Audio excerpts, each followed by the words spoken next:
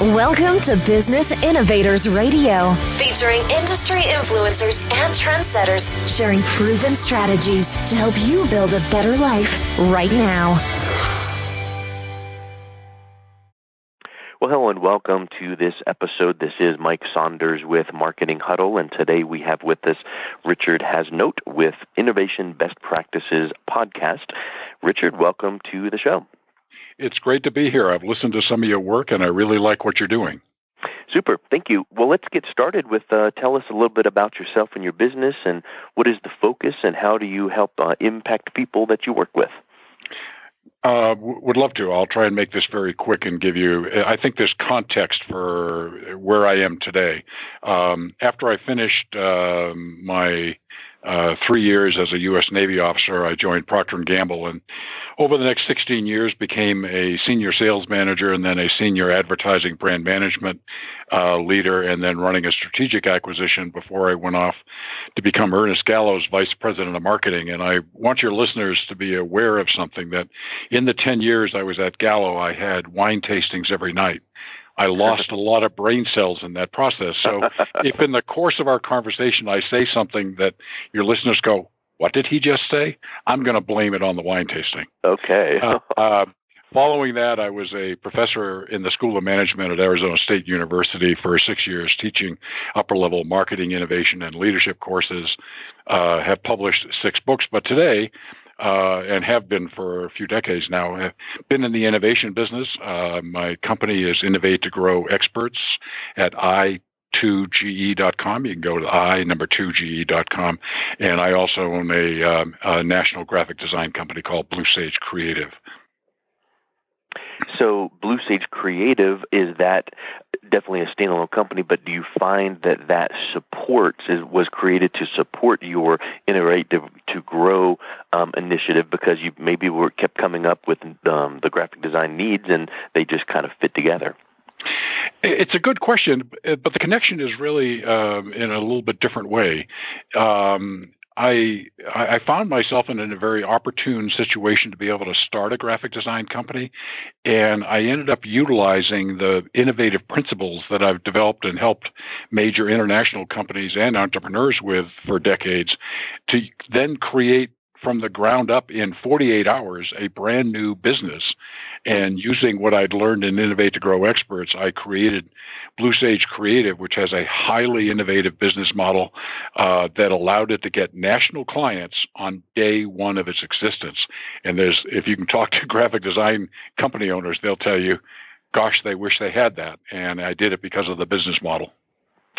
But let's pause for just 2 seconds, because what you said, it sounds wonderful, and I appreciate that, but it also reminds me of a statement that you hear a lot about overnight success. You know, and the old saying goes, "It took me 20 years to become that overnight success." So meaning, come on, you got a national client day one, but you had to have known someone who knew someone to connect you to someone from your recent past through your connections and networking. Is that a fair statement? That is absolutely great perspective, and I'm glad you shared it. And in fact, there's a very simple story to it. I had done a lot of innovation consulting with a company up in your area in Broomfield, Colorado, White Wave Foods, for many years. And I had lunch there a few months ago, yeah. Yeah, I've done millions of dollars of consulting there. It's been a very productive client for me. And when the key person that I was working with there, and a good friend, moved and became president and CEO of a new company, I was there 2 months after he took over the company, and he was complaining about his internal graphic design group and said he was going to get rid of it. And I expressed a thought uncontrolled by the thinking process and said, "What if I started a graphic design company and we could meet your needs?" And he said, "Could you do that?" I said, "Give me 48 hours. So you're right. It happened very quickly, but I had a relationship with him that was 20 years old by that time. Well, let's pause for a second, because I think that this is a nugget of truth that people overlook. You know the old saying, you need to follow up until they buy or die, or you know the the fortune is in the follow-up. Well, you had a relationship, and you stuck with that relationship, and yeah, there might have been a personal friendship bond that was there too, but don't you agree that there's a lot of businesses out there that, they'll market to some group of people and then kind of hit here and miss there and here today, gone tomorrow, and they never know that John went from one company to another or Sue went from, but you had your finger to the pulse of your network enough that you stayed up with this person, and this person moved and you connected with them at the new company. Well, guess what? That opened up a relationship with the new company, and I'll bet you either had you either went back to White Wave and said, oh, the guy that took your place is X, I need to develop a relationship with them. And now you've got, kind of like that cloning aspect. So I think that there's tremendous power in what you just described as a takeaway to stay in touch, stay engaged, and capitalize on these moves of people in our network. You are exactly right. And let me just build on that thought for you, because I talked about an innovative business model, and it's the same business model that I use in Innovate to Grow Experts and Blue Sage Creative, and it's this. I was able to, the thing that made Innovate to Grow Experts successful in getting national and international clients on day one was exactly because of my network. Instead of being a one-off consultant, I pulled into my network exceptionally talented people. A guy who was the youngest general manager in the history of Procter & Gamble, the youngest group vice president, another person who had invented more products for national corporations than anybody in the United States, and on, all people in my network. They became independent contractors, so I could put a website up that said, hey, here are the people of i2ge.com, and you look at it and you go, wow, what a talent group. But so it was that approach of tapping into your network, and I made this one-off consultant, me, look so much bigger to national corporations that enabled me to get jobs really very, very quickly because of that. And I will see your statement and raise you this statement, and I don't even play poker, but I know that I know that phrase. But think about this. Here's something. What you just described is, I've heard this term and I've used it a lot. It's called borrowed credibility. Now, you were with P&G and you had a pedigree anyway, but your firm at that moment in time did not have, 10 years of experience, didn't have all these consultants that were with you for 10 years, but you corralled everyone, and everything you just described is perfectly wonderful and fine. It's a great business model. People do it these days. They didn't used to do it back in the day, but it's very, very strong. But what you just described was kind of peeling the curtains back here and going, yeah, but here's why it worked. The big company that I was pitching, whoever, they see me as, oh, they heard my pedigree, they see my consultants, they see where they came from, and in their mind, either consciously or subconsciously, they thought, I'm going to give him the time of day because he's got some pedigree. But what you have done is you described a process where you created authority by corralling and aggregating your connections in your network. And too many times people go, oh, how long have you been in business, Richard? Let's say that it was at that time, and you go, oh, a week or two. No, that doesn't tell the whole story. You literally borrowed the credibility of this vast network that you had, positioned it as, here's what I can bring to your firm, and you can. And in reality, you brought hundreds of years of experience from your group and your consultants to your next client because you guys now formed this brain trust. So where do you see that concept fitting into, let's say, a business owner that goes, wow, I'm an architect, let's say, and I'm a one-man show, and I do really great work, but in my little pond here in XYZ part of the United States, I don't have this whole, vast team. How would you recommend that someone would replicate what you just described by kind of gathering and corralling and aggregating authority so that you can go out there and infuse it in your business? I'm going to give you an answer just in a second, but I want your listeners to really replay in this recording what you just said. And I want to encourage your listeners to really pay attention and take it to heart, because I think you made a great point. Now, let me go to your other point. When I started Blue Sage Creative, here's what I did. I plugged into my network again. I plugged into an absolutely outstanding designer and an outstanding project manager. So 2 people. But if you look at my website today, there's 10 people that are part of the company. Here's what happened. I had 2 people that were in my network that had absolutely world-class skills at what they did. And I trusted them, and they knew me, and they knew what I was trying to do. And they tapped into their network and brought in additional designers. So to your question, sometimes people have said to me, well, Richard, yeah, I've got a good network, but I've only got 1 or 2 people. Well, those 1 or 2 people can become the core. They have a network. See what their network, you got to vet it. It's just not anybody off the street sort of thing. But you can use 2 or 3 really core people as the beginning of your concept, and then let them bring additional qualified people in. So today, I started with 2, tapped into their networks. Today, I have 10 really outstanding people, a high-performing team of people, because of exactly what you're talking about. Yeah. And everybody so each one of those people you're talking about are not 100, and I'm asking this as a question, are they 100% captured to you and your firm, or are they in a sense consultants and freelancers, and you guys collaborate on a project here and there? They have other clients, but it is something for the greater good that they might go, you know what, I've got this connection here, we need to bring this into our group and work on this, but they are not employees of you, in other words. Oh, they're not. In fact, part of my business model is that I'm the only full-time employee. Everybody from my creative director, project managers are independent contractors, so I only need to pay them when the client pays me. It's kind of like a guaranteed profitability. And I'm a virtual company. Because of that, I can have designers in my graphic design business that are in Washington, Oregon, Northern California, Southern California, North Carolina. I'm in Arizona. And so it's incredible. So it's the network. It's a virtual company. It's an independent contractor relationship that virtually guarantees profitability on the one hand, but on the other hand, because your overhead is a lot lower than people that you're competing with, I can bring this world-class designer at very cost-efficient pricing to clients, and it's why we win virtually every pitch that we make.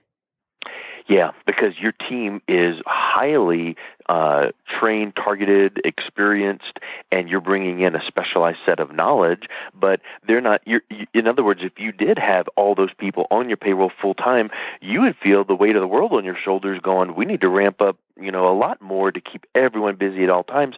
And at any given moment, you might have 10 of these people on your team, and this quarter you've got 4 of them engaged in a project, the next quarter a new 4, and the next quarter 8, because all of a sudden now you're going, I've got a team of Top Gun experts here, and we go out there and we find where the need is in the market and we fill it. Amen. Exactly. It is. Now, this business model works in a lot of service businesses. It's obviously not going to work in a manufacturing situation where you need people in a situation. But for a lot of people that want to be entrepreneurs or are entrepreneurs and want to step up their game, the business model is a very powerful one. And if you don't feel that you have the network immediately, then you can say, okay, I need to start cultivating a network. I need to go to association meetings. I need to get where other people are, et cetera, knowing that can become a core asset of what you're about.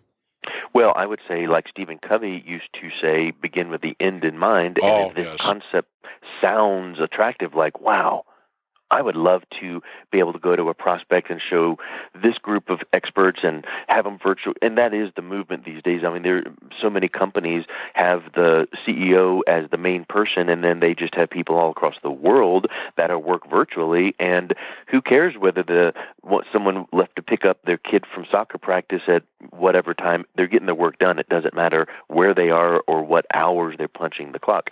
But what I would say is, if that concept sounds attractive, it's not going to happen overnight. It didn't happen overnight for you, but could you in your business make one contact, one strategic alliance, let's just say a week?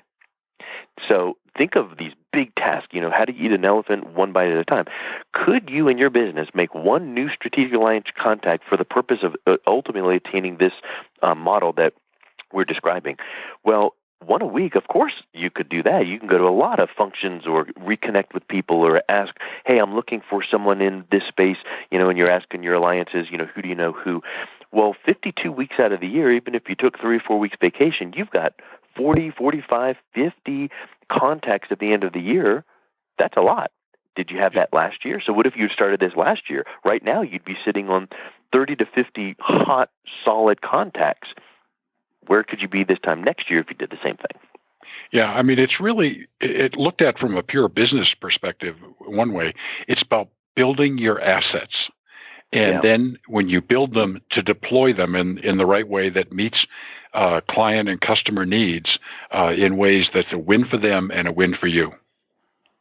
Yeah, exactly. Hey, something you had mentioned as well is you pioneer quantum idea generation that consistently produces 12 times more ideas than brainstorming. How would that work? Yeah, look, the fuel of innovation is ideas. I've recognized that for a long time. And a good friend of mine for a number of years by the name of Doug Hall founded a place called Eureka Ranch, and he pioneered this approach and confirmed in 2 Oklahoma State University studies that it generated 12 times more ideas than brainstorming. My team took it to version 2.0, which is we haven't done the university studies, but it's at least 20 times. Times more ideas than brainstorming. It is magic. It is powerful. Anybody that experiences it will tell you that, and it's why major national and international companies pay us hundreds of thousands of dollars to over $1 million to gain access to the process. Okay, what is it?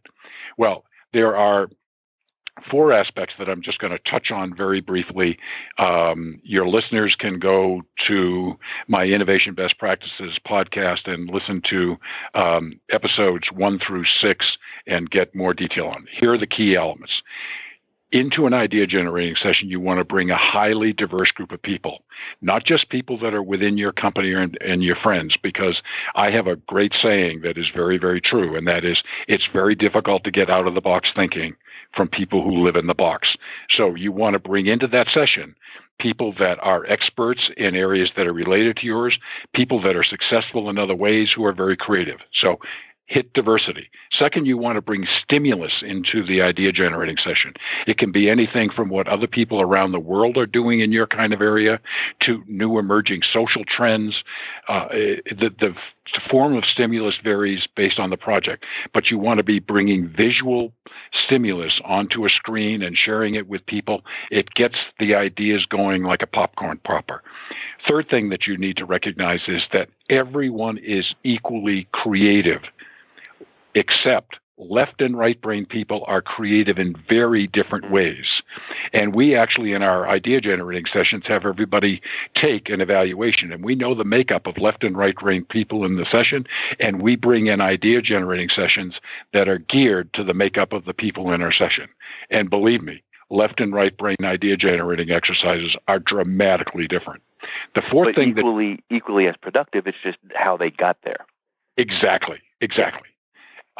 And the last thing that you need to do, and this is last on my list, but it's, boy, if you don't deal with this, you're going to have a disaster on your hands. You want to eliminate fear from your idea generating session. And you say, well, Richard, what's the fear? Well, here's what happens. The best ideas tend to be wild and wacky ideas. More on that in just a moment. And if people are fearful, if they're among peers and they go, oh, God, I have this great idea, but people will think I'm crazy, so I'm not going to share it. Here is my decades-long experience in doing this, Mike. When I'm running an idea-generating session, and during a session, a group of 4 people at a table have come up with just an absolutely amazing idea, I'll go up to them after the session is over and say, hey, how did you guys come up with this? And here's the story that I hear 9 times out of 10. Well, first, Sue blurted out this absolutely wild and wacky idea. Then Bruce said, hey, and we could do this. And Sam said, oh, and what about this? And then Janice pulled it all together, and we got the idea that we had. Well, if you didn't have the wild and wacky idea, I'm not sure you would have gotten to where you did. So you need to have a sense of fun, not fear, in the session. When you do that, you're able to get wild and wacky ideas are able to thrive. I love that. I've heard that many, many times, and it's neat that you see that in action. So here's the question that would scream at me when I would hear 12 to 20 times more ideas than brainstorming. With the thought in mind of knowledge is only potential power. It's only power when you implement it. Do you, or what do you have in place when they leave these sessions, these brainstorming sessions, and they're all jazzed up and they've got 14, great, and then it's like, how many of them get implemented? What do you send them out with tools to make sure that all these great ideas actually get put into action, or else then it's like popping the balloon? Yeah, it's a great idea, and it goes through stages, and I'll just give you the headlines of the stages. At the end of a session, we do what we call tapping into the wisdom of the group, and we'll typically have 20 to 28 people in an idea generating session. We give them little red dots. We put all the ideas up on a wall, and they get to take their red dots and vote. That's our first filter of what appear to be the biggest ideas coming out of this session. Then following the session, we sit down with a smaller group from the client and take that down. If we've had 40 ideas that have been taken to 30, we then take it to 15 or 20. Then we have a process, which I'll only touch on here because I know our time is limited, but there is an analytical tool called Merwin Technology. Merwin Technology is highly validated, acclaimed by Fortune magazine, extremely accurate in predicting the chances for success and your year one sales. We put it through Merwin Technology, and from that, we then get down to a list of whatever the client wants, of anywhere from 3 to 10 ideas that they want to take to the next level. And so I think from that standpoint, it's a step-by-step process that gets you to those ideas that then start entering the stage gate process for development and learning of a few key ideas, those ideas that have the greatest chances for success. As you and I both know, Mike, only 25% of new ideas succeed for 5 years. It's been true for decades. Conversely, 75% fail. With Merwin Technology, we have the ability to know and how to get to doubling your chances for long-term success. This is another reason that companies have hired Innovate to Grow experts at i2ge.com for hundreds of thousands of dollars to a little bit over $1 million to gain access to these sorts of tools. Highly validated, powerful tools. So good question. There's a lot involved, and I've just kind of hit the high notes on it. Yeah. Well, as you can imagine, we could probably talk till the cows come home, because I think we're generating ideas and going, ooh, and then here's research that would validate this, and what about, and what do you think about? So we got to put the brakes on at some point, but let's leave people wanting more. And you've mentioned your website a few times and the tools that you provide, but what is the best place that people can learn more about your company? Yeah, I'd suggest two things. You can go to i2ge.com. You can go to i2ge.com/podcast for the podcast. And I also urge people to contact me directly. I'm very accessible. You can email me at richard@i2ge.com. Excellent. Well, thank you so much for your time today. It was wonderful getting to know you. Same here. I appreciate it. Thanks for listening to Business Innovators Radio. To hear all episodes featuring leading industry influencers and trendsetters, visit us online at businessinnovatorsradio.com today.